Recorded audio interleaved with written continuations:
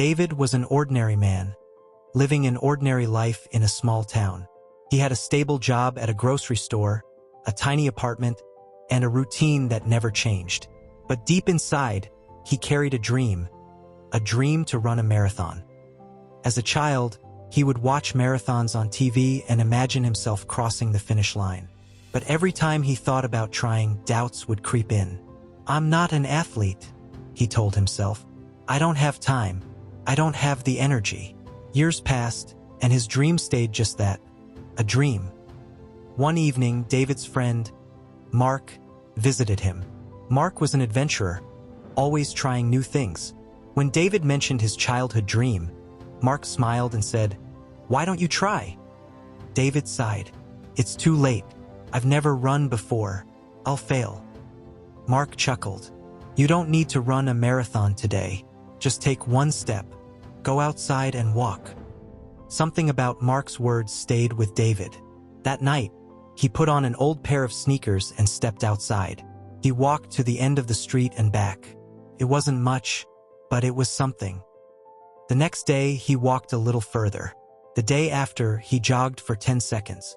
His legs burned, his breath was short, but he smiled. Weeks turned into months. His short jogs became longer. He upgraded his shoes, ate healthier, and started waking up early to train. People in the town noticed. "David, the grocery guy, is running?" they whispered. Some laughed, some doubted, but David kept going. One morning, after nearly a year of training, he signed up for a marathon. His heart pounded as he stood at the starting line, surrounded by experienced runners. As the race began, his mind screamed, "What if I can't finish?" But he silenced his fears with Mark's words, "Just take one step." The race was brutal. By the 30th kilometer, his legs felt like stone.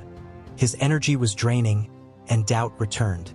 He saw runners dropping out. But then, he heard a voice, his own voice, whispering, "One step, just one more step."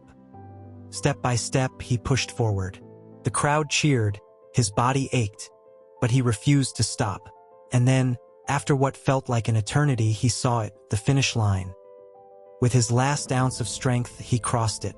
He collapsed, breathless, tears streaming down his face. He had done it. The town erupted in celebration. The man who once doubted himself had achieved the impossible. Later, a young boy approached him and asked, "How did you do it?" David smiled. "I just took one step, and then another."